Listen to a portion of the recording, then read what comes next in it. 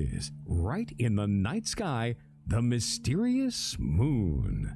Constance Victoria Briggs, author of The Encyclopedia of Moon Mysteries, brings us her new book, The Moon's Galactic History, a look at the moon's extraterrestrial past and its connection to Earth. It follows past and present research about the moon's mysterious history, with a focus on extraterrestrial presence. Briggs examines such questions as, are there moon inhabitants? Are the UFOs seen around the Earth today connected to the moon? Is there a city on the moon? And more. The Moon's Galactic History, a look at the moon's extraterrestrial past and its connection to Earth, can be purchased now on Amazon. Also, check out the author's website, www.constancevictoriabriggs.com.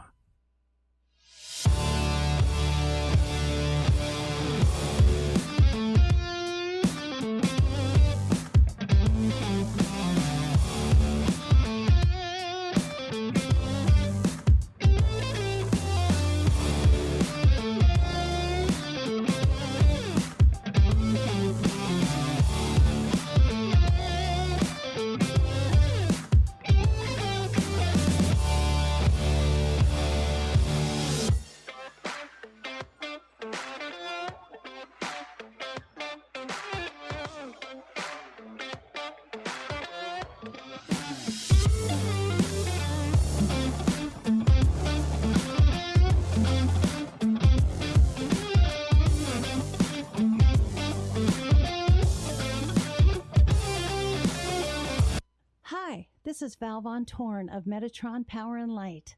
You're listening to Gary Anderson and Night Dreams Talk Radio. Beaming to you like a whirlwind. In syndication and on all the apps worldwide. You are listening to Night Dreams Talk Radio Network. Well, here it is, Friday already, the 6th of January. Boy, time is going by so fast. I hope everybody's had a great week. Well, you're listening to Night Dreams Talk Radio. I'm your host, Gary, brought to you by Night Dreams Talk Radio Network. Well, JC, how are you doing tonight? I'm doing good. Hopefully you're doing much better. Hey, you know what? It's one of those days, it's rainy and it's miserable, but at least it's not, 30 below. Well, anytime it's over 30 degrees, I'm happy. Here down at the compound, it's in the mid-30s, so I am really happy. Well, it's National Whipped Cream Day. Did you know that? Well, I do now, and, I always say if you get whipped cream, you need strawberries. Well, how about ice cream? Yeah, that's good, too, or butterscotch pie or apple pie. National Bird Day. Mm-hmm. How many birds do you have? I'll tell you, my wife is crazy. We got parrots. We got macaques. We have cockatiels. Or whatever they are. We got birds coming. Parakeets. We got them all. We're like a pet store, but, you walk into our dining room, instead of seeing a dining room table, you see birds. So when you say it's Bird Day, I guess it means the actual bird, not somebody giving you a gesture. Yeah, that's why we don't have turkey really often, because the birds go crazy. Well, it's National Keto Day. If you like keto, I hate keto. Do you like keto? I'm not even sure what it is, but I'm going to say no. Yeah, it's a diet food, and it's supposed to be really good for you, and it tastes like cardboard, at least to me. It's National Screenwriters Day to all the people who write the TV shows and movies and all that stuff. Well, without you, I'd be rather bored. I'd have to read a book, maybe something educational. Yeah, matter of fact, we've had a few on our show over the years. Thinking about well, Mark Cushman, he did a lot of scripts for Murder, She Wrote, MacGyver, Hawaii Five-0, a whole bunch of scripts for different ones. He has. We've had other ones too. I can't, on top of my head, can't think of any. Well, even Tony Dow wrote a couple. Yeah, and he was a producer, director, and don't forget, he was, Beaver's older brother than Leave It to Beaver. Yeah, and you know what? I think even Walter Koenig had a couple things in the works, or did a couple things. Oh, yeah, too. And then we also had back a couple of years ago, we've had a lot of different, screenwriters that wrote, for Babylon 5, Star Trek, The Next Generation, all that. We've had a lot of great guests, in the last 5 years on the show. You know that. We have. We've covered just about every subject you can think of, from going to Mars to actors to Earth changes to climate changes. You name it, paranormal. We've got it covered. Michio Kaku. Yes. Yeah. Top scientist. Oh, Yeah, I'm going to go in a portal. Zap! I'm gone. Now, the question is, am I going to come back? I don't want to fall into a black hole. I had a dream the other night, JC, that I was walking down the street and there was a puddle and I stepped in the puddle and it was a black hole. And I went into this black hole and it was dark. And the next thing I know, there was lights flashing every which way. And I was watching my legs get longer. And I was watching my arms and hands and fingers growing by the foot as I was looking at it. And my neck and head was like a giraffe. And then the next thing is I was being all tore apart.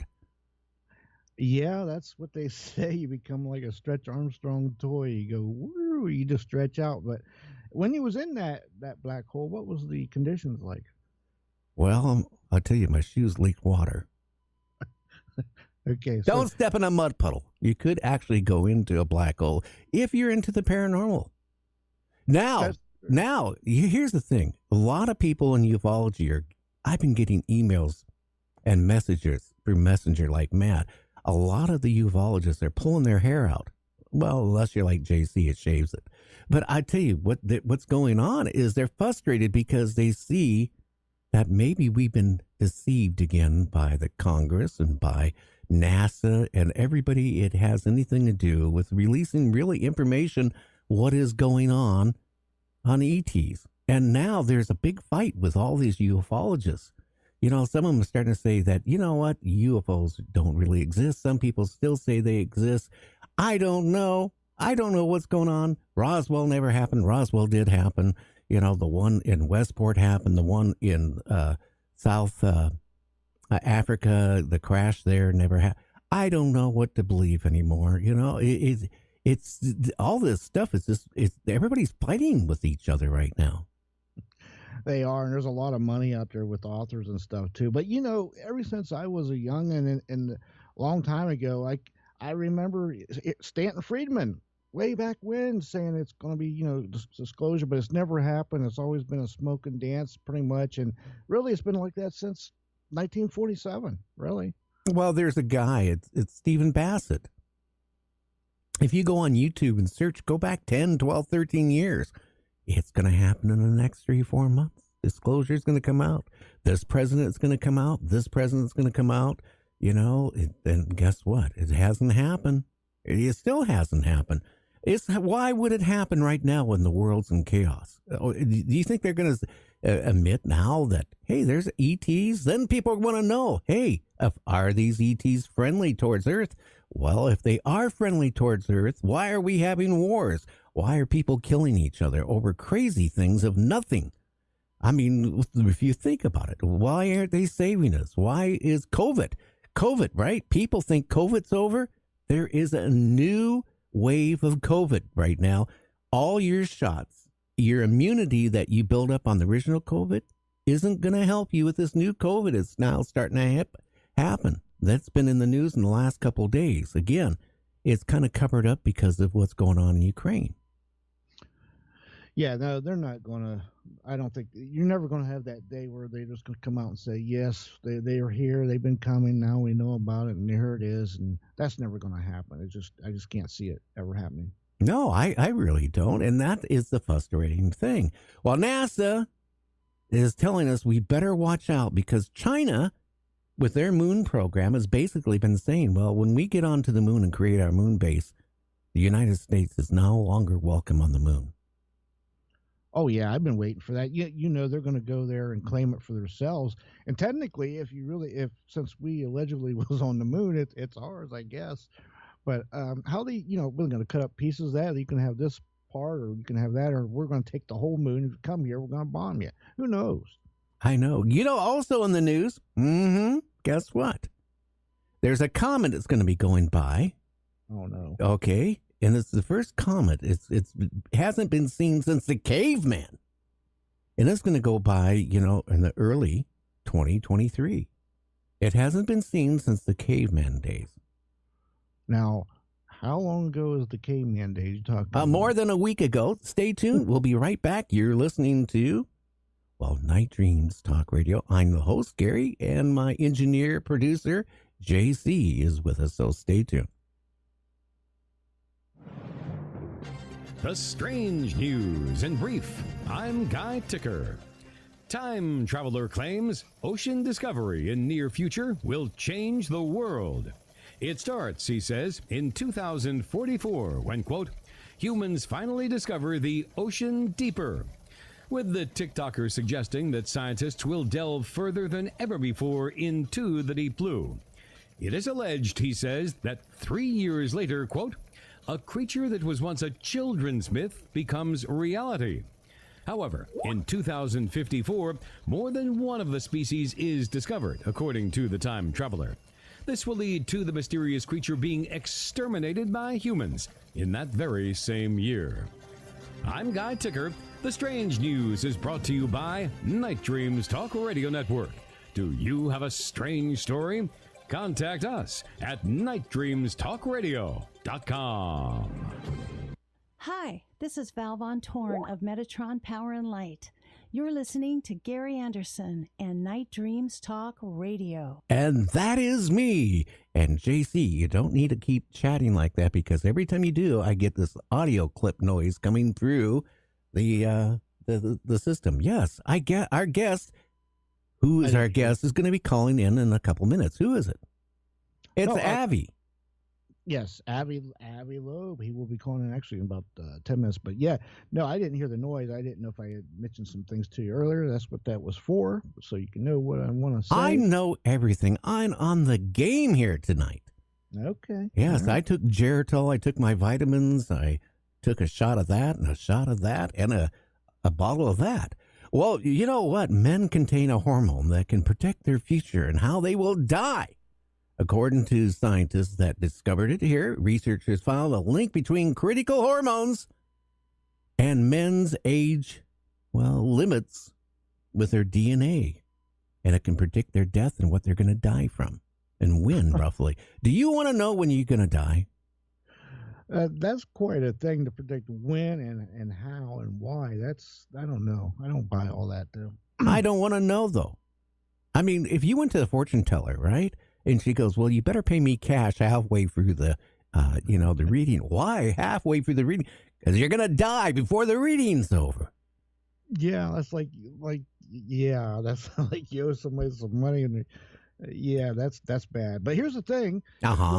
If you know when you're going to die, does that determine really, is that part of the equation? In other words, since you know when you're going to die, does it kick something off in your psyche that now you got to die there, or it activates something? If you didn't hear that, you wouldn't know. Maybe you wouldn't die on that time. I don't know, but there was a either Outer Limits or a Twilight Zone where the guy goes to the doctor and the doctor says, you only got like a few months to live.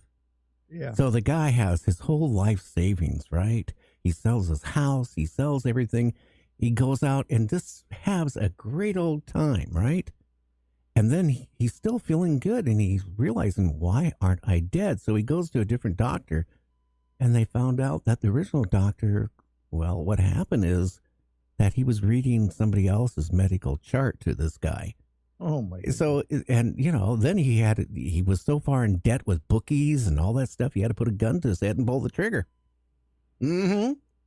Yeah, on the other end of that scale, the one guy went to the doctor, and he says, I've given you 6 months to live, and the poor guy says, well, I don't know if I could even pay you in time, get everything I owe you. And the doctor says, well, don't worry about it. I'll give you another 6 months to live then. Yeah, well, it could be that way, isn't it? Yeah, you ever go to the doctor's office? And, if you don't have enough insurance, one of my kids had to go to urgent care. And it was like $500 just to go in there and say, oh, yeah, you got strep throat. Anyway, guess what they have found in the Great Pyramids? Listen, they've been finding all kinds of stuff. So what did they find this time? Well, they keep finding stuff. But they found another tunnel in the Great Sphinx. the pyramid. And guess what they found? 80 mummies.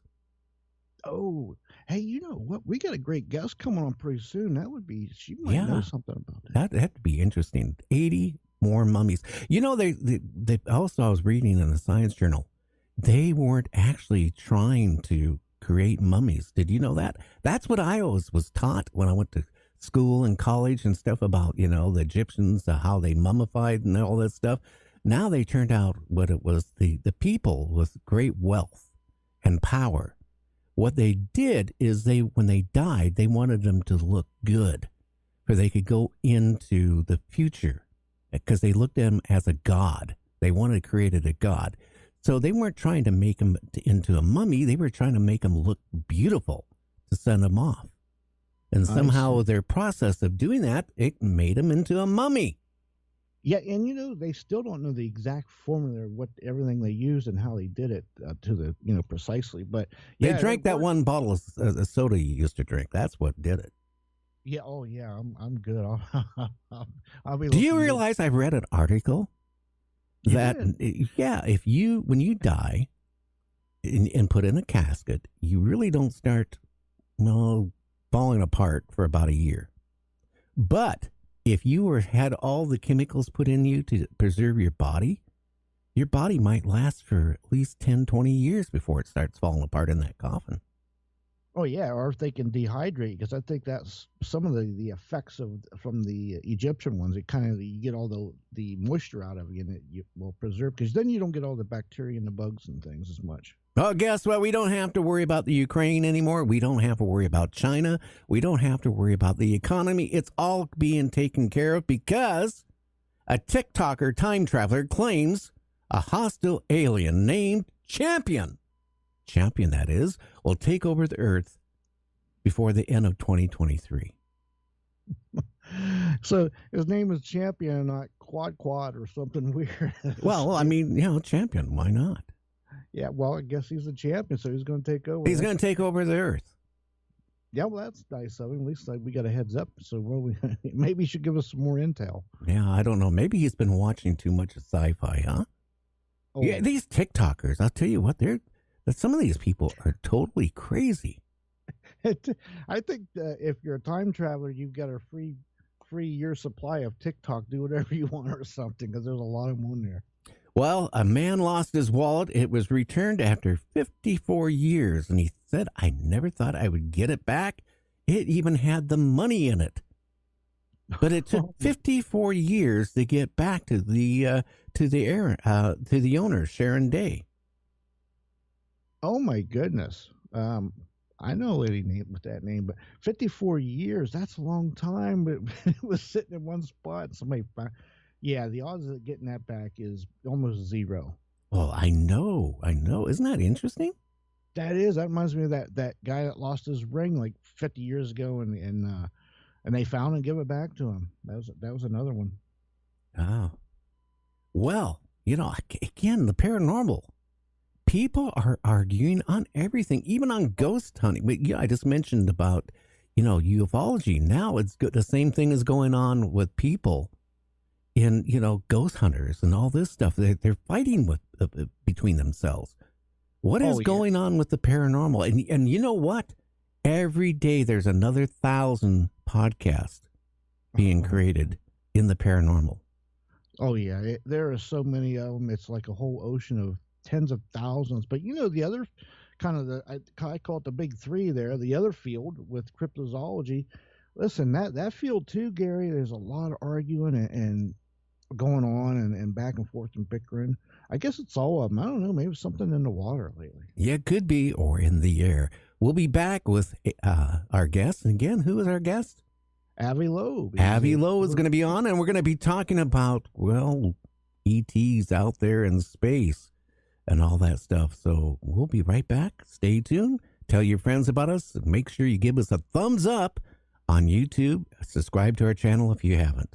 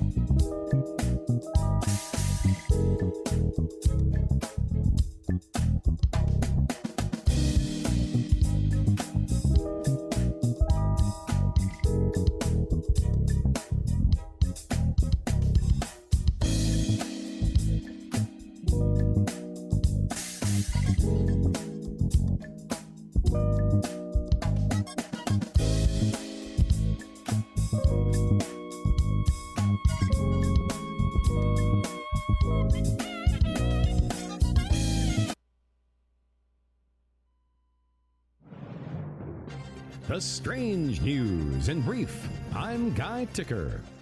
Time traveler claims ocean discovery in near future will change the world.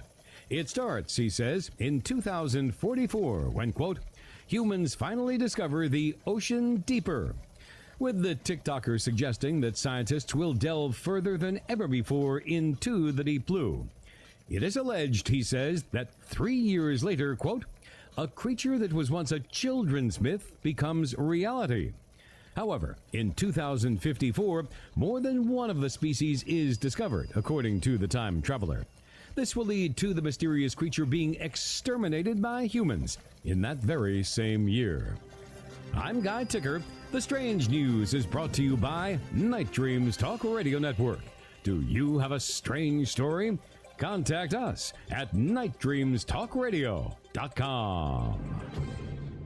I occasionally think how quickly our differences worldwide would vanish if we were facing an alien threat from outside this world. And yet I ask you, is not an alien force already among us? Night Dreams brings on the night worldwide. Did you know you can find us on your favorite app? And now you can watch us live on YouTube. Make sure you subscribe to our channel and give us a thumbs up. And now, here's Gary. And here I am. 80 mummies. Can you believe that? They found 80 mummies in the Great Pyramid. You know, they keep finding stuff in that thing all the time. Do you think that was tied into ET, or do you think that the Egyptians honestly could build something like that and had the capability? Well, I'll say this much: if they had the capability, they were really advanced, and we lost some serious technology or know-how a long time ago. So if that's the case, boy, oh boy, that's amazing how what we can do even back then. But I think there is a connection with the ETs. I think it goes back many years, all across the world, actually, not just in Egypt, but even in South and Central America. Oh, yeah, you're right. Well, tell the listeners who our guest is and a little bit about him. Well, our guest tonight is Avi Loeb, and well, he is a Frank B. Baird Jr. Professor of Science at Harvard University. Now, he is also a best-selling author of many books, with many on the search for alien technology. Well, good evening, good morning, Avi. How are you doing? Are you there? I hear him in the background.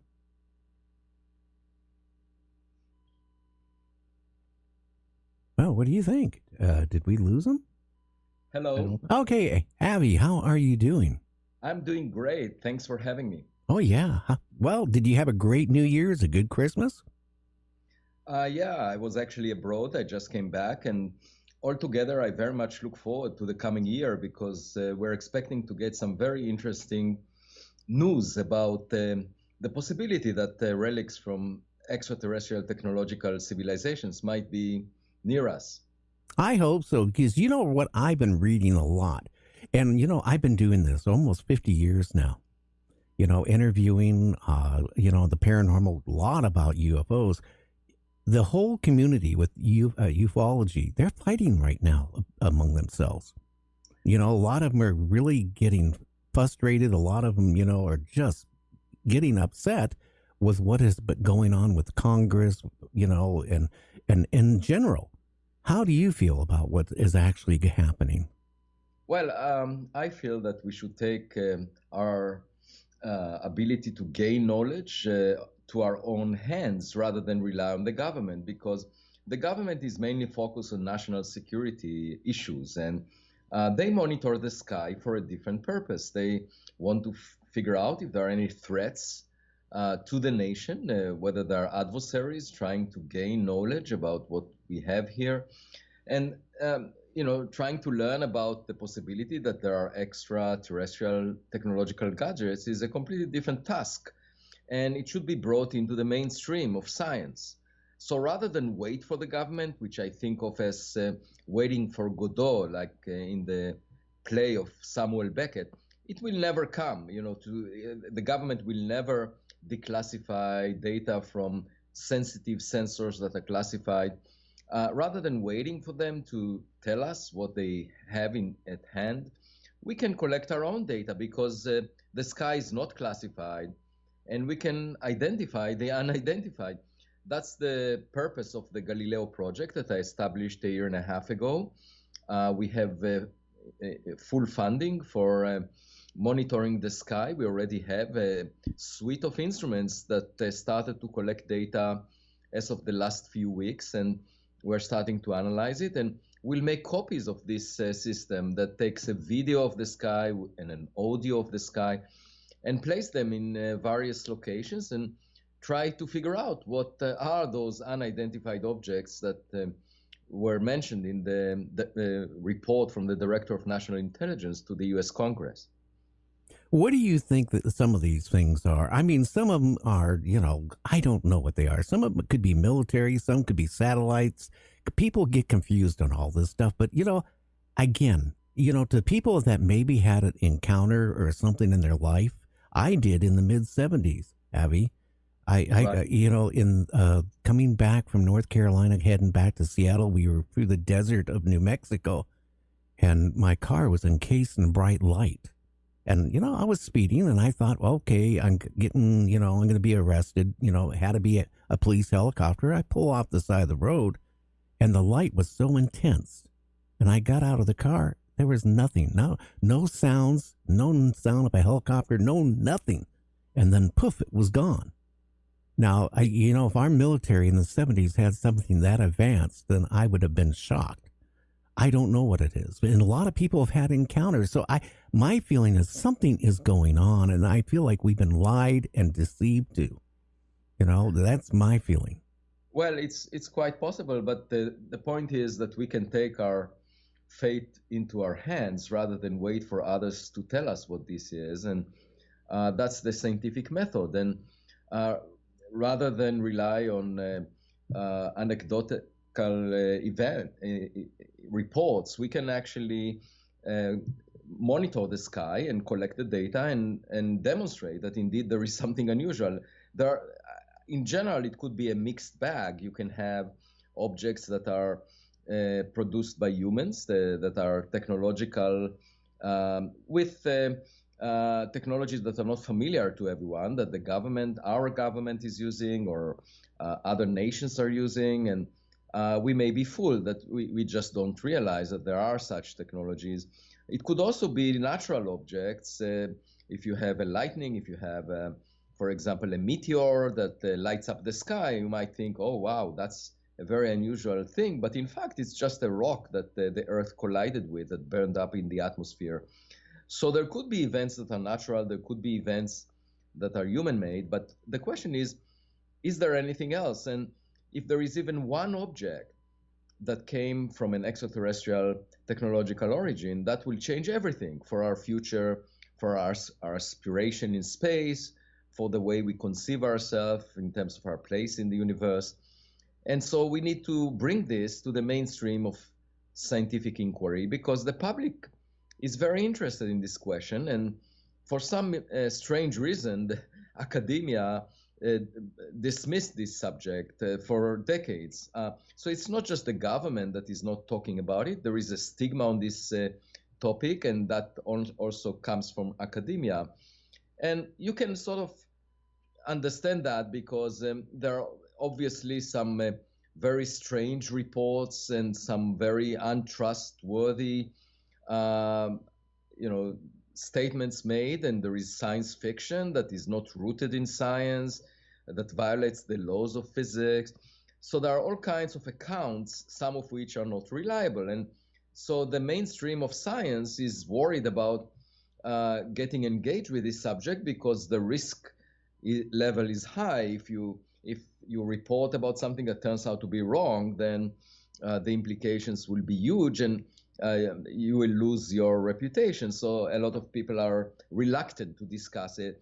And then at the same time, there is also this tendency of experts to believe that they can explain everything by our past knowledge. And so they would argue that everything we see in the sky is either natural or human-made, and there is nothing else, and this is ridiculous to even consider a possibility that is different than that. And that is, pretty much what experts are about. They preserve their reputation and self-esteem based on past knowledge. But it basically suppresses progress in our knowledge. And if we want to figure out what these objects are, we better collect more data about them. And that's what I'm trying to do with the Galileo project. Very interesting, too. What do you think about TikTok? Well, I take very seriously that the report, and the fundamental question is, first of all, whether these were real objects, in the sense that it could have been, for example, a laser spot that was moving around and they thought it's a real object, but it was just, lasers pointed at a given region and moving around. And it could have been US technology being tested with those military personnel who spotted it, not knowing about that. Then the other possibility is that when they reported about the motion of these tic-tacs at very high speeds, at one point in time, they were at one location, then very quickly they moved to a very far away location. The question is whether that was the same object. If you have a swarm of objects, you might confuse one for the other. So if they come in and out of view, you might think it's the same object, but in fact you see one object at one time and a completely different object at a different time. Just, if these were drones, for example, you might think that they move really fast, but in fact it's not the same object if they come in and out of view.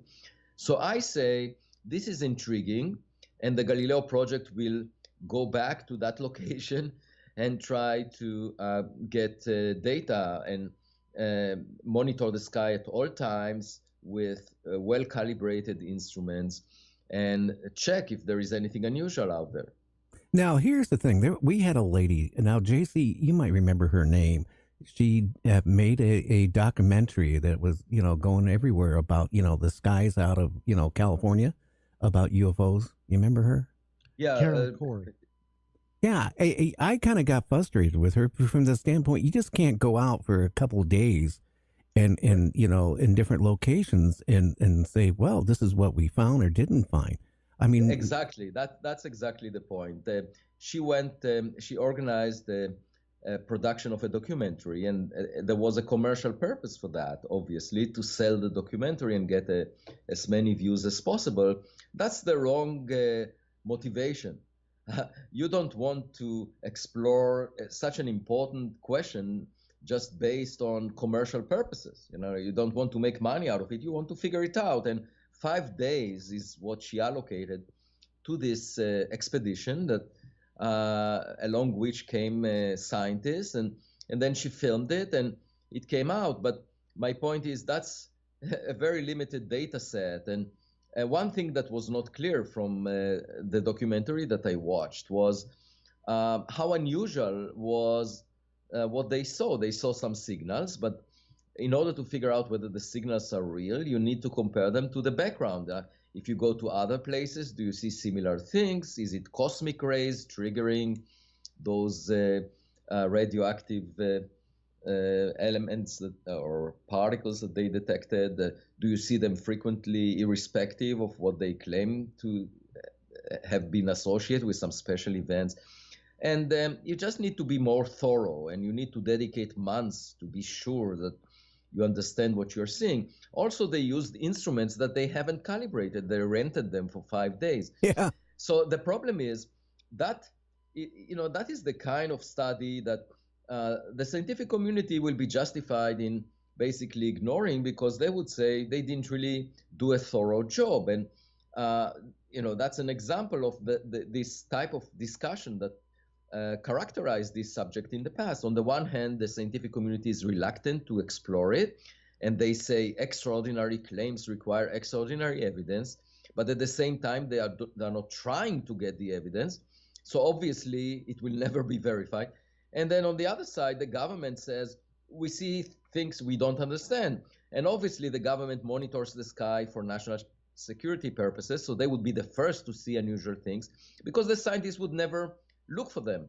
The astronomical observatories looking at the sky they're not designed to look at nearby objects. They look very far away, and if something passes by, if for example, a bird is passing overhead, they ignore it. So nobody in the scientific community was monitoring such things. And the government obviously does have to monitor it because that's their day job, to monitor the sky. They see things they don't understand. So the way to figure it out is through the scientific method, to do a thorough scientific research. And that's exactly the narrative of the Galileo project that I established a year and a half ago, when a few multi-billionaires came to the porch of my home, and they were inspired by my book, Extraterrestrial, gave me a few $1 million, and then I got 100 volunteers that are part of the project, and we had 1,000 more that wanted to join us.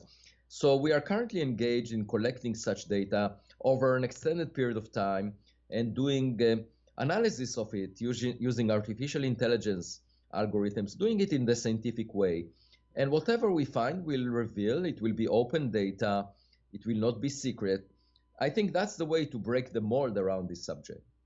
Well, I think that's what we need to do. You know, again, I'm not going to downplay what she did, but there's no way you can get scientific evidence of anything going out in a short period of time and trying to capture stuff like you know, uncalibrated cameras, uncalibrated equipment, and just going different locations. Okay, we'll spend a day here or a night there, you know, doing it in a short time. You know, SETI, look how long SETI has been trying to get radio waves. Well, radio waves, I should say, is just like waiting for a phone call at home. You know, especially if you're not very popular, you could wait for months. Yeah. Well, the point is, in order to get a phone call, you need the person who calls you to be active at the time that you're waiting for it. And you know, maybe most of the civilizations that existed before us are dead by now. We know that the sun will basically burn up the surface of Earth within 1 billion years. That's 20% of the age of the Earth. So we only have 1 billion years left. And most of the stars formed billions of years before the sun. They formed 10 billion years ago. The sun formed 4.6 billion years ago. So by now, planets like the Earth that existed around sun-like stars lost their oceans, lost the life on their surface. And most of the civilizations may be dead by now. So we will have no chance of getting a radio signal from them.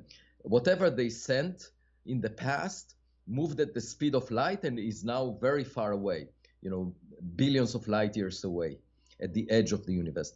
So on the other hand, if they sent spacecraft into interstellar space that left their planetary system, and they were propelled by chemical rockets like our own crafts, such speeds are 10 times slower than the escape speed from the Milky Way galaxy. So they would be gravitationally bound to the Milky Way, and looking for them would be just like checking our mailbox for any packages that accumulated over time. You don't need the sender to be alive when you find a package in your mailbox. So that's a completely different method that was not looked for, not attended to in the past. And that's, I think, the importance of trying to look for evidence of relics from other technological civilizations, that it was never attempted. The fact that SETI was not successful is perhaps because the method is wrong, and it's not the most effective method to find evidence for a smarter kid on our cosmic block. I agree with you. You know, I'm going to mention old Twilight Zone. I don't know if you're familiar with that, the old series, where they sent this, you know, astronaut to find, you know, another out of the solar system to find, you know, different planets and stuff. And then he came back like 50 years later. And when he came back, he had all this information, but basically all the information he had, they already had it because technology moved so fast while he was gone that they had other astronauts come and gone, you know, because of technology advancing. It's, again, you know, we're still using rockets that was developed by the Nazis during World War II, and our technology hasn't advanced enough. You know, I had Michio Kaku on. You know, again, we need to come on and you know, eventually create other things and, rockets, because we're never going to get out of our own egg to find anything, not with our technology. One thing to keep in mind is that even with chemical rockets, you can reach the outskirts of the Milky Way galaxy within 500 million years. Yeah. So, and I calculated actually that if we were to invest all the funds that we currently allocate to military purposes, if we were to invest them in space exploration, every year we could populate 20 stars with 1 million CubeSats, 1 million probes. And in 1 billion years, we could basically fill up the Milky Way galaxy. All the stars will be populated by 1 million probes in their habitable zone. That's a doable goal with our current technology. So, if there was just a peace-seeking civilization, one in the entire history of the universe within our Milky Way galaxy for 13.8 billion years, just one civilization like ours ever, it could have, within 1 billion years, put 1 million probes in the region where the Earth circles the sun. And that is a remarkable revelation that we can do it in 1 billion years with our current budget if we were just allocating it instead of fighting each other to space exploration. And the use of radio technology was developed just 127 years ago. Right. And it's a tiny fraction of 1 billion years, and if we were thinking about other civilizations, there are two possibilities. Either they are in a very primitive stage, like we were in the past few million years, in which case to find them, you need to board a spaceship, get to their planet, and start searching through the bushes and the trees. And that's a lot of work. The alternative is that they are much more advanced than we are by millions or billions of years. And in that case, we just have to look around and see if they sent any probes in our direction. And, it may look like magic to us because the technologies would be far more advanced than we currently possess. But it's also an opportunity for us to learn from them and get a leap into our technological future. Now, I got to ask you a question. Again, I do think Roswell happened, but that's just my opinion. I'm just a talk show host. What is your feeling about like Roswell, for example? Because if it did happen, that is the most disclosure we've ever had as a humanity could ever have about life off-world. Yeah, well, that's a possibility. It's just that we don't have enough information to decide one way or the other. And, I spoke once with a government official who told me, if the government has conclusive data about extraterrestrials, the first person to know about it would be the President of the United States. And I said, well, that makes very little sense because it's just like learning that most of the ordinary matter in the universe is hydrogen, which is something that Cecilia Payne-Kopashkin, the first scientist to get a PhD in astronomy at Harvard University, realized about a century ago. So if she were to inform the President of the United States that, the most abundant element in the universe is hydrogen, that would make very little sense because it's not a matter of national pride. It's not a matter of national security. It has nothing to do with national borders. It's the kind of knowledge that should be shared by all humans. And it makes no sense to prevent it from being known to all humans because eventually people will learn about it. Just think about what happened in the days of Galileo Galilei. He was put in house arrest when he argued that the earth moves around the sun. And of course, at the time, the church had a political reason to suggest otherwise because they wanted people to believe that they are at the center of the universe, that God looks over their shoulder. So they put him in house arrest so that he would be silenced. And today they would have canceled him on social media. But the point is that that it didn't matter. Eventually, the truth came out. And now we have images of the Earth and the Sun, and we see that the Earth moves around the Sun. The most recent one came from the Orion spacecraft that moved behind the Moon. And we obviously know that. And moreover, if you were to ask those people who put Galileo in house arrest to design a space mission to Mars, they would never get to their destination because they were arguing that Mars moves around the Earth, which is wrong. We know that for a fact. Reality is what it is. You cannot just make Mars move around the Earth by saying that Mars moves around the Earth. Mars moves in whatever orbit it moves, irrespective of what you argue. And it's better for you to recognize that if you want to reach Mars. And so my point is, even if the government classifies data, or if someone, puts a stigma on the subject, that is completely irrelevant. Even if you want just the US president to know about it, that's completely irrelevant, because if the reality that we live in includes probes from extraterrestrial technological civilization, we better share this knowledge with everyone, because eventually it will become known. You cannot seal this information. The sky is not classified. Eventually it will become clear. Well, it will. Again, I will say this. My father had a very good friend who was a very good friend of Ronald Reagan. And I was infatuated with Ronald Reagan in my younger years. And I had a couple conversations in my lifetime with Ronald Reagan.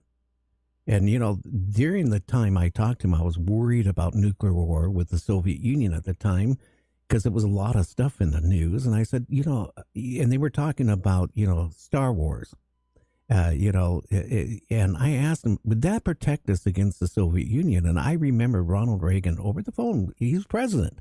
He told me, well, it'll protect us against them out there. And then he corrected himself really quick. Do you feel that that program was more than to protect us against another, country? Well, I do think that what we saw, for example, in the report from the Director of National Intelligence to Congress, I do think that the government received reports about unusual phenomena, unusual objects in the sky. And Ronald Reagan and other presidents were briefed about it. Obama also commented on that. And obviously, any Director of National Intelligence heard about it.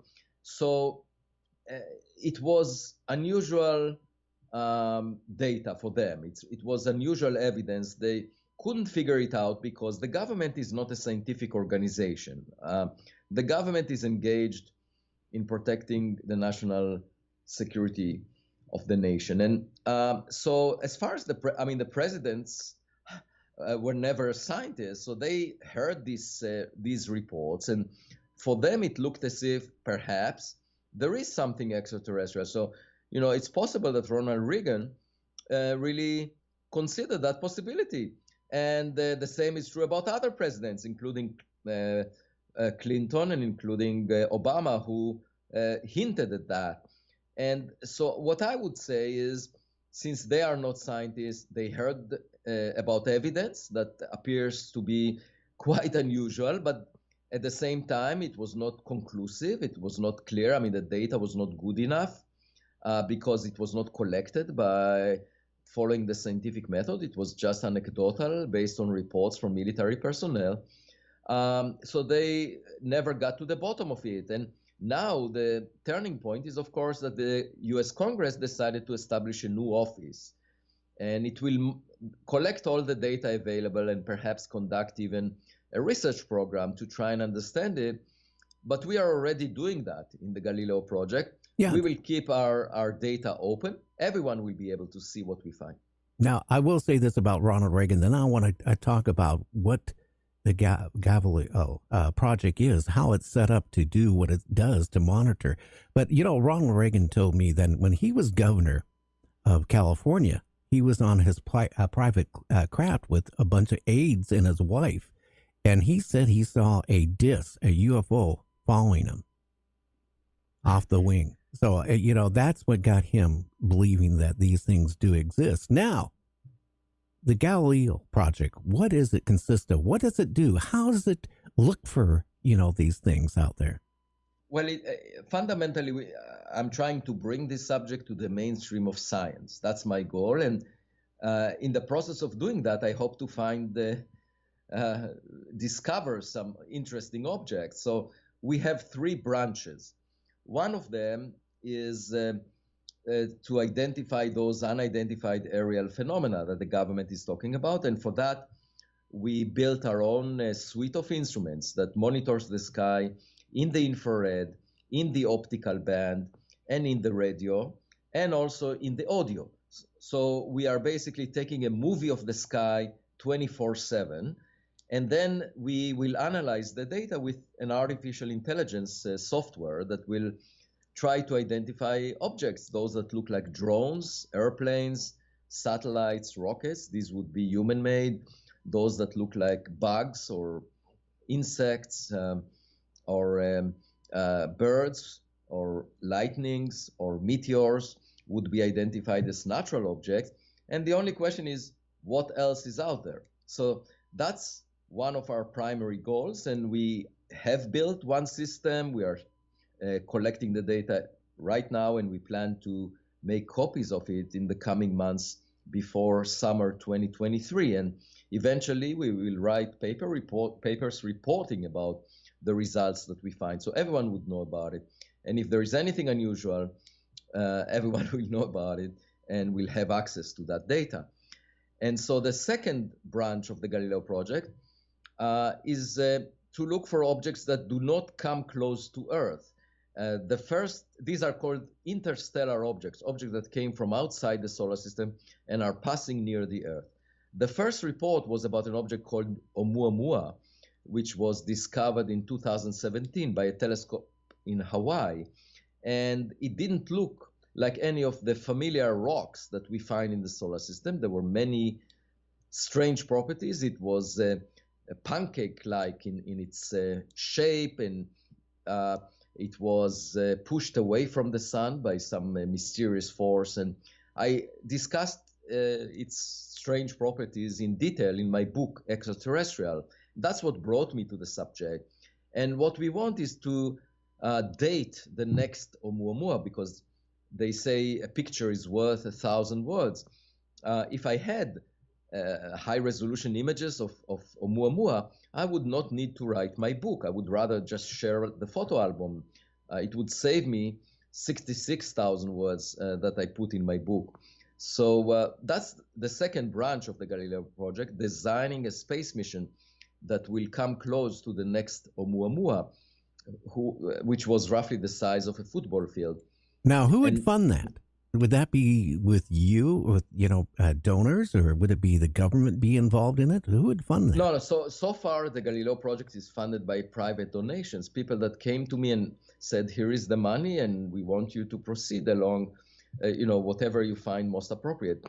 I should mention the third branch, which was just funded a few months ago, and together with my student, we discovered actually 4 years before Oumuamua the first interstellar object to have been identified, and that's a meteor that exploded 100 miles off the coast of Papua New Guinea, and it moved at 45 kilometers per second, and we concluded that it came from outside the solar system. The government, since our paper was written, the government confirmed the conclusion with a letter that was sent from the U.S. Space Command under the Department of Defense to NASA, which stated that they confirmed that indeed this is an interstellar object that came from outside the solar system at the 99.999% confidence. And moreover, they released the light curve of the fireball of this meteor, which indicated, based on our analysis, that it was tougher than iron. It was tougher than 272 meteors from the solar system in the same catalog. So this is the toughest object ever discovered, the first one from outside the solar system. And it raises the question of whether it was artificial in origin. And what we, like, for example, a spacecraft. Just imagine the New Horizons spacecraft colliding with another planet far away. 1 billion years from now, they might be able to conclude whether it's natural or artificial, by examining the composition of the fragments from the explosion of that meteor. So we plan to do the same. So I announced an expedition that we will go on to scoop the ocean floor near Papua New Guinea and collect the fragments from this meteor to figure out their composition, whether they're made of some natural composition or perhaps an artificial alloy, like stainless steel, for example, that a spacecraft would be made of. And within a couple of months, I had a Zoom call from a person, an individual, who said, you have the funding, let's go ahead. And so we are currently planning to do that before summer 2023. And we very much hope to find those fragments. And I already promised the curator of the Museum of Modern Art in New York City that if we find any gadget over there, I'll bring it for display, because it would represent modernity for us, even though it's ancient history for whoever sent it. Very interesting. Now, we need to take a break. This break's about 4 minutes long. When we come back, there was a professor back about 2 years ago who claimed that there was an object that he said it came from another galaxy, another solar system, that he was trying to convince people that it was alien-oriented. Can we talk about that for a minute or two when we come back? Sure. Okay, we'll be back with Avi, so stay tuned. You're listening to Night Dreams Talk Radio. Check out our website at www.nightdreamstalkradio.com. You'll find more information about our guest on our website, so stay tuned.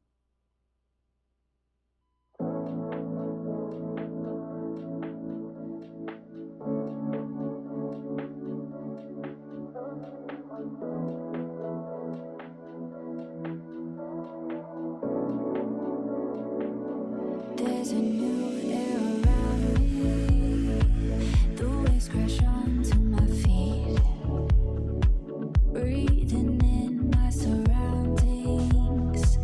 I fall into a daydream. I look back to the palm trees in the hills by the sea, where I can set myself free to finally be at peace. Everything looks a little different without you next to me, holding my hand, but I'm okay with it. I'm just fine, taking it all one step at a time, moving slower than ever before. Somehow it feels like I'm doing so much more, lost in moments in my own mind. I feel less lonely when it's me, myself, and I. And I, in my own mind. I feel less lonely when it's me, myself, and I. And I, just me, myself, and I. Oh, just me, myself, and I.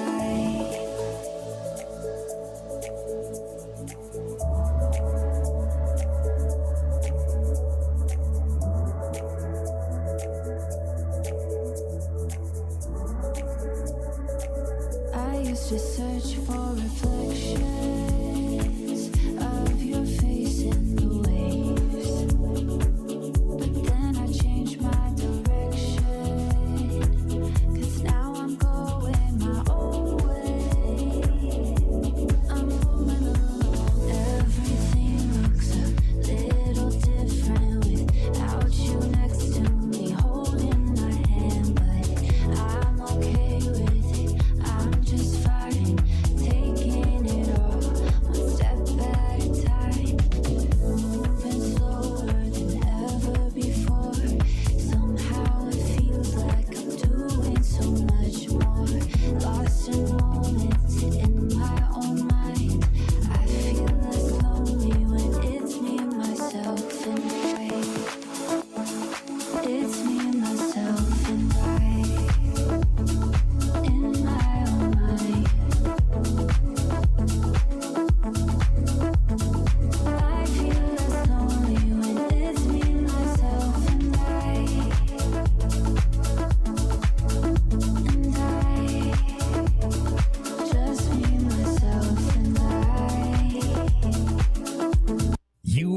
listening to Night Dreams Talk Radio Network, the home of Night Dreams Talk Radio, with Gary Anderson, syndicated worldwide.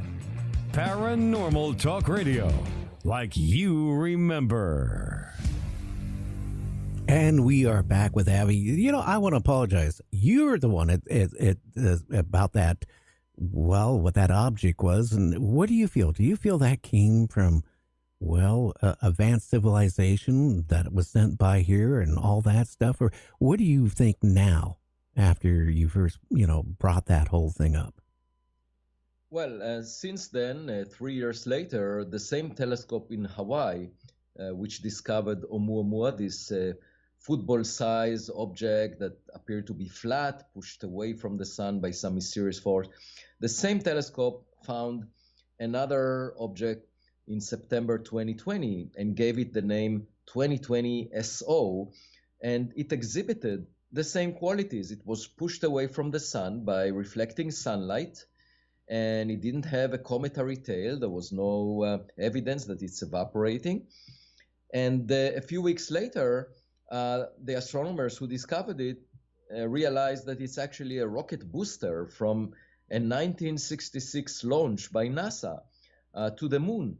And that demonstrated that indeed this is an artificial object because we produced it and it had thin walls, and that's why it was pushed by reflecting sunlight. And so the question is, who produced Oumuamua? To me, that was a demonstration that since both objects exhibited similar qualities, that indeed the possibility that Oumuamua was artificial is real.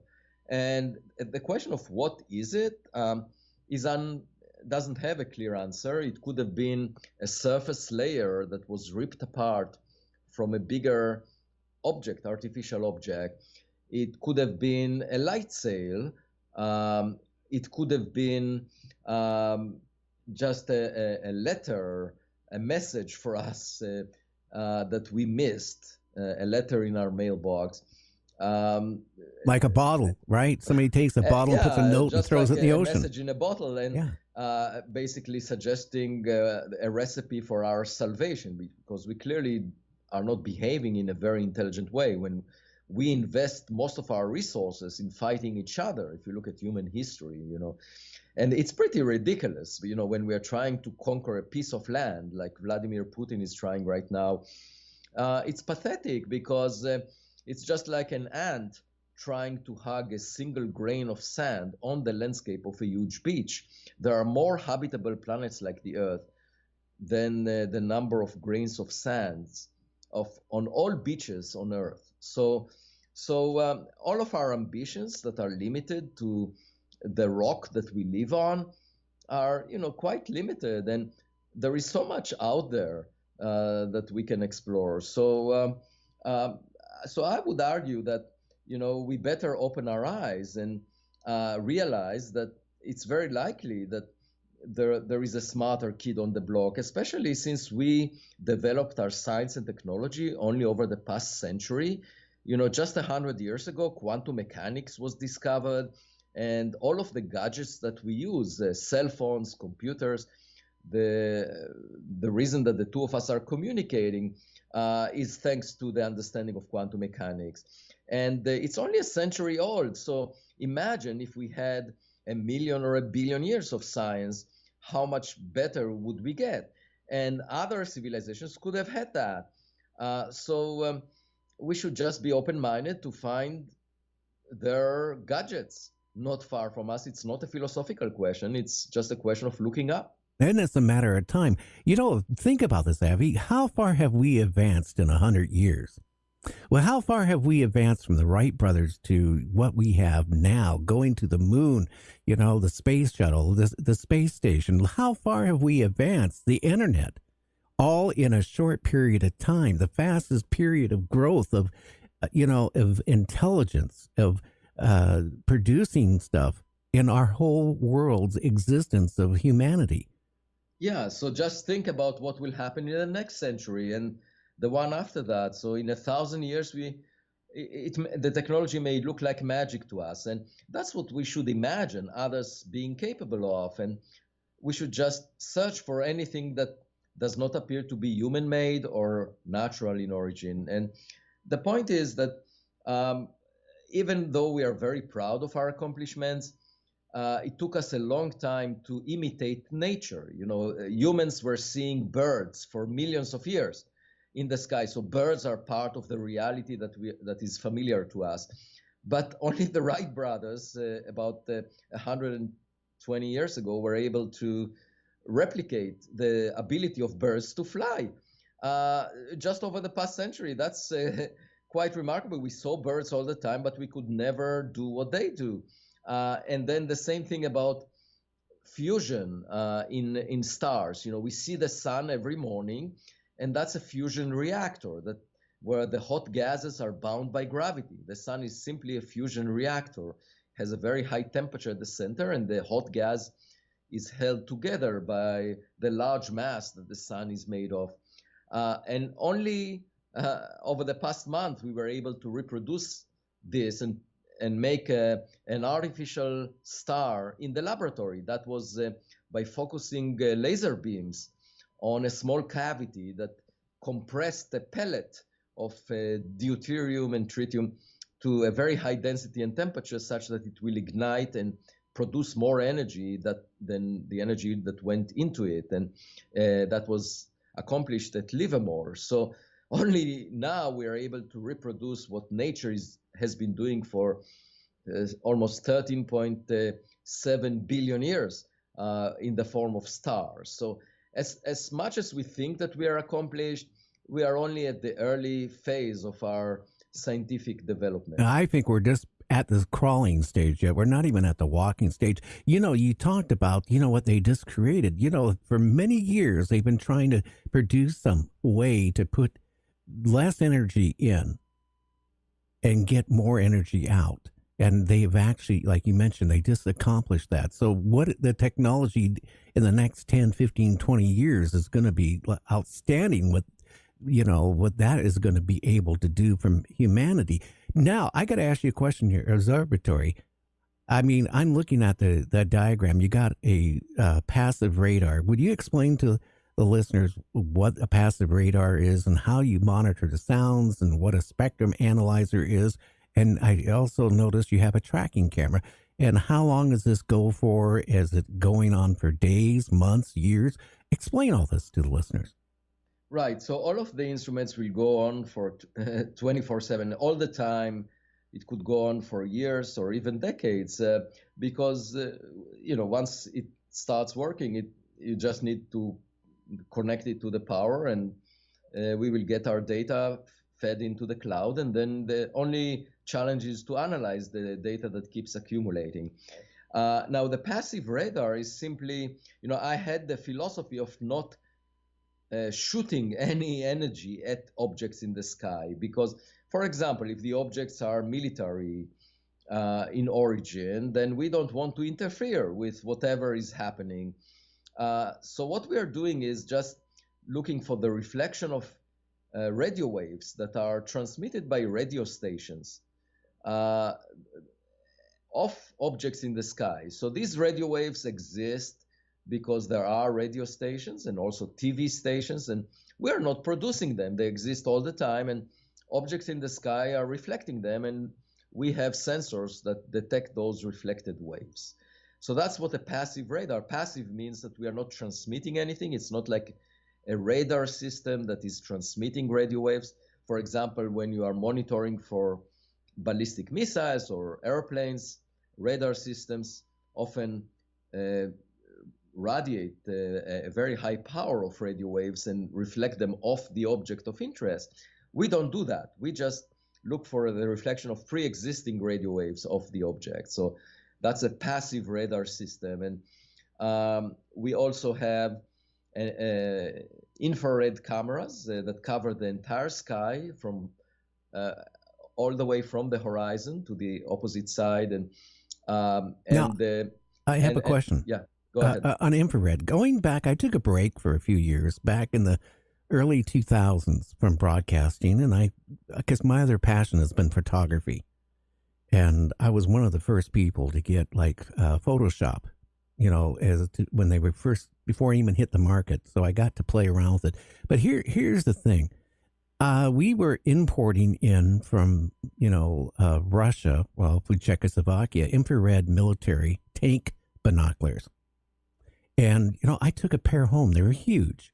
And, I was looking at, my neighbor's cats at night, animals and all this stuff, because it was intriguing. And then all of a sudden I pointed it towards the sky and I started seeing things. Yes, some of it could be an insects, but some of it I really think was really maybe not insects. And at the time, the Washington State University had an observatory over near Puyallup. And I got a hold, because they used to come in our place, they were one of our clients. And I told the guy that, and he was laughing. I said, okay, take this home over the weekend. And he took the the binoculars home over the weekend. He came back the following Monday, he goes, I want a pair. Yeah. And I said, why? He goes, I seen things out there we don't see with our regular telescope. I said, well, did you see insects? He goes, yeah, I saw a lot of insects, but I saw things that weren't insects. And the next thing I know, we sold quite a few of them to University of Washington, because all of a sudden the people in the lab started realizing there's things out there that you could see with infrared that they didn't even think about. Yeah, so the advantage of infrared is you're not relying on the reflection of sunlight of the object. You're just relying on the emission of thermal radiation from the object because of the temperature that its surface has. And for example, a human body is radiating at nearly 300 degrees above absolute zero. And if you look at it in the infrared, it's very bright. And that's why soldiers use these binoculars. By now, the technology of detecting infrared has evolved and is much better than it used to be decades ago. But the fundamental point is that you're looking for radiation that is emitted by the object, not reflected of the object, so therefore you can see them at night. And any object moving through the air warms up. There is no way to avoid that if it interacts with air, and therefore, you could see unusual objects that otherwise you wouldn't see at night. And that's the reason we are doing that.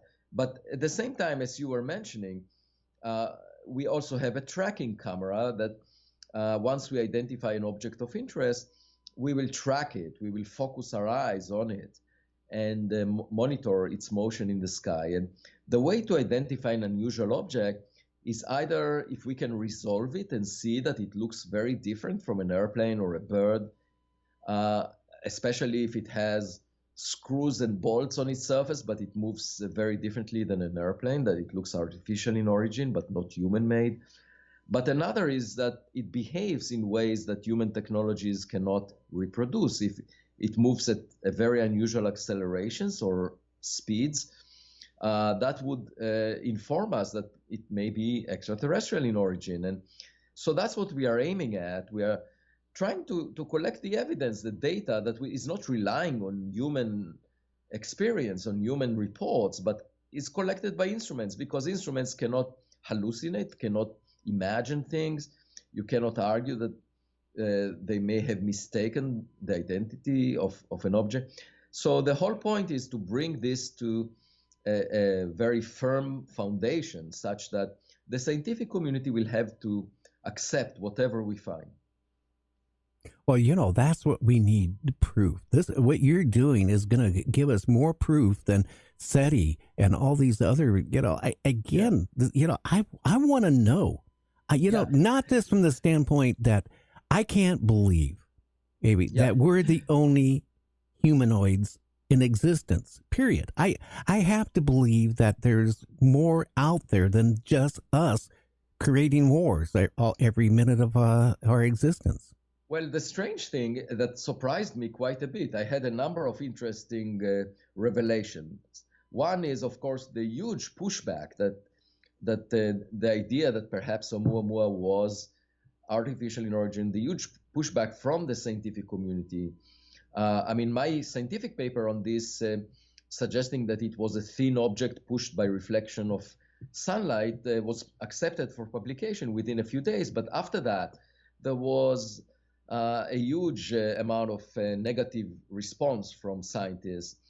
So that was the first backlash that surprised me, because science is about being open-minded. There are so many open questions in the study of the universe where a lot of physicists are speculating, and it's not regarded as a bad thing to do because we don't know the answer. And in this case, all the suggestions that were made by mainstream astronomers in the following years, all of them invoked an object that we've never seen before, like a hydrogen iceberg, a nitrogen iceberg, or a dust bunny.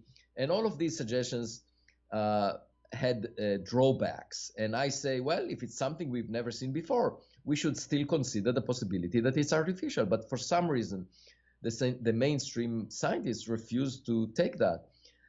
And then the second thing that surprised me is the pushback from the SETI community.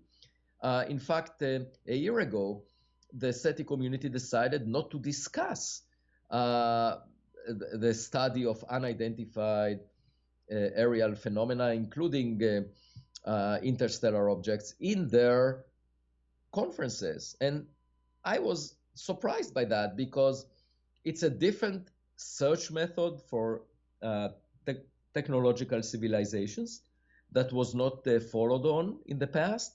And why would they dismiss it rather than collaborate with whoever works on this frontier? And the only way I can understand it is because they're worried that the very little funding that they're getting will be reduced even further because of the stigma on this subject. And to me, that shows a lack of integrity, because if they are interested in finding extraterrestrial signatures of technologies, they should be interested in all possible signatures, and they should not pretend that one possible signature is less relevant than another just to gain popularity. And in fact, what happened to be the case, even though they were pushing back and not and trying to dismiss my arguments, I received a lot of funding over the past couple of years from people from the general public who were excited by this study. So, it's not as if I need their support, but it's a pity because I'm getting as much funding as I need. And if they were to collaborate with me on this endeavor, they could have gotten more funding.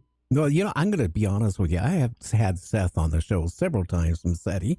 A good friend of mine, Art Bell, made SETI a world name out there by having Seth on years ago on the, Coast to Coast show with Art Bell.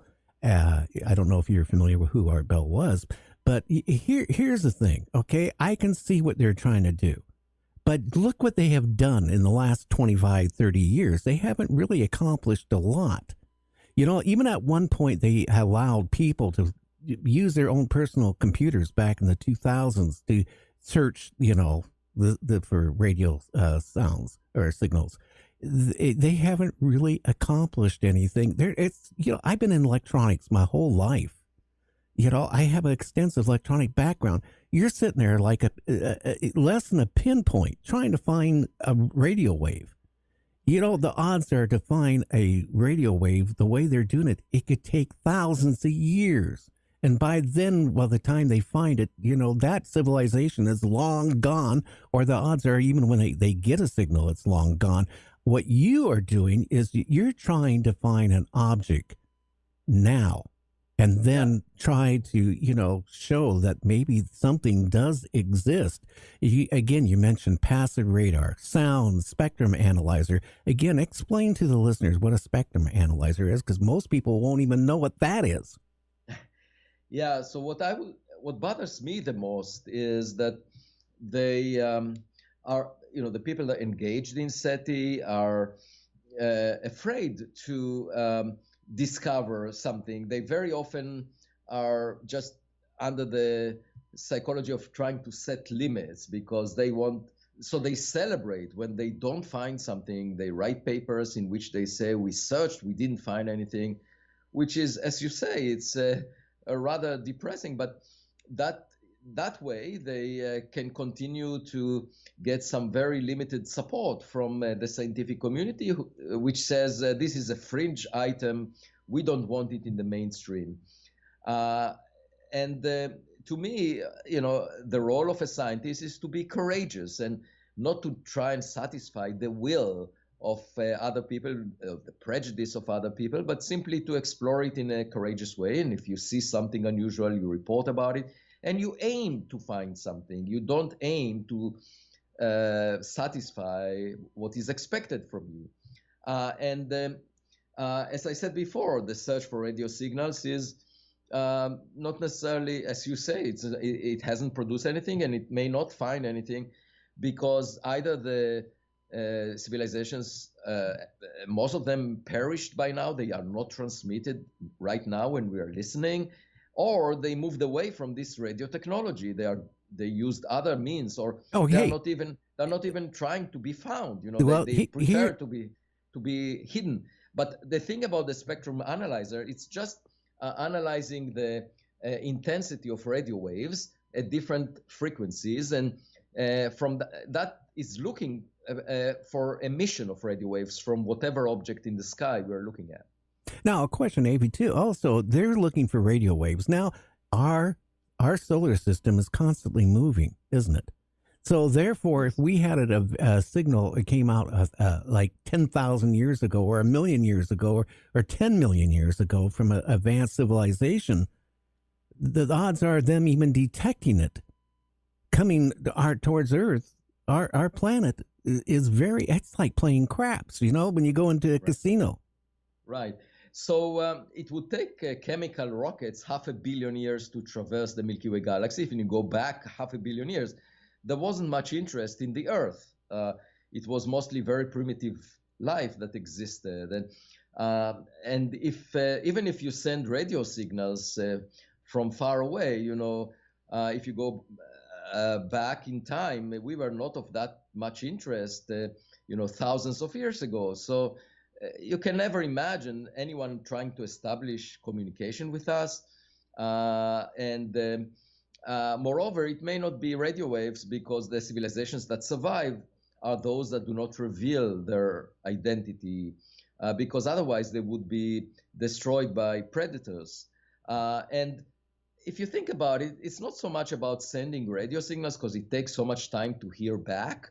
It makes much more sense to send probes with artificial intelligence that pursue your goals. So if you want to spread whatever forms of life exist on your planet, you would send a 3D printer with artificial intelligence that would reproduce that life on whatever habitable planet it lands on. And so in that sense, I would think that the probes are a much more effective way of accomplishing your goals than radio transmission. And that's what we should look for. And it's a completely different search. And since it's a road not taken, in the words of Robert Frost, there is a chance that we will find some low-hanging fruit. I think we will eventually. Now, we're almost out of time. Avi, again, these observatories that you have, how many do you have at this point? How many would you like to see to look up in the sky to capture something? Right. So as of now, we have one on Harvard University property that includes all the instruments I mentioned, and is looking at the entire sky from that location. But in order to get a full census of the kind of objects the government reported about, we need at least tens to 100 such copies of the observatory located in many different locations. And that would cost us tens of millions of dollars. I would say if we had $100 million, we would be able to get to the bottom of identifying the unidentified objects the government is talking about. And so as of now, we have funding of only a few $1 million. So we need at least a factor of 10 more funding to get to the bottom of this question. And I very much hope that there would be some generous donations in our future. especially in the coming year, because right now we know how to make such an observatory. We are only lacking the funds necessary to duplicate the one system we have. We need to really open our eyes up. You know, like the New Frontier, what they started off with the Star Trek. We need to create these type of things and put them around the world, you know, and have it looking out around the whole world. If we can, billions of dollars dumped into wars, I think for humanity to exist in the near future and the long future is we need to know what's out there. We need to know if there is life coming down to this planet. We need to know if these UFOs are really UFOs. If they are in existence, are they friendly? Are they foe? We need to know this. At the time of war, it should be put off the side. We should be working to become a civilization one, okay, where we're not killing each other and be putting money into science is where we need it. Now, how can they donate to you? How can they reach out to you? Can you share that? Very easily. You can just put my name, Avi Loeb, on Google and find my email address if it's a major donation, more than tens of thousands of dollars. If it's a small donation, we have a Galileo Project website where there is an item that you can click on, support us, and it would lead you to the place where you can submit your small donation. I completely agree with you that I think that we don't have to worry about the risk from extraterrestrials because they had plenty of time to destroy life on Earth if they wanted to. Well, we're doing a good job. I don't think we pose any threat to them because they are much more advanced than we are. And it will be a great benefit to us to learn about their capabilities. Oh, yeah. Well, sir, I want to thank you so much for coming on and taking the time to, of your busy schedule. Again, please, donate whatever you can because this is very important. Like I said at the beginning of the show, right now, ufologists out there are fighting among themselves. Nobody trusts anybody anymore. They're really burned out with the Congress because they felt let down. We need to find out what is going on. Like Bruce Maccabee said, if TikTok existed and if these crafts were real, there's no way they could be humanoid because the rate of speed of descent and movement, anything in it would be liquefied.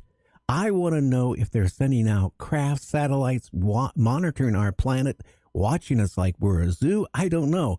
Well, Avi, again, I want to thank you so much for taking the time to come on the show. Thank you so much for having me. And many of the items we touched on will be discussed in my forthcoming book, Interstellar, that should come out on August 2023. And that'll be available on Amazon and everywhere? Yeah, it's already advertised by HarperCollins and is already on Amazon, yes. Okay.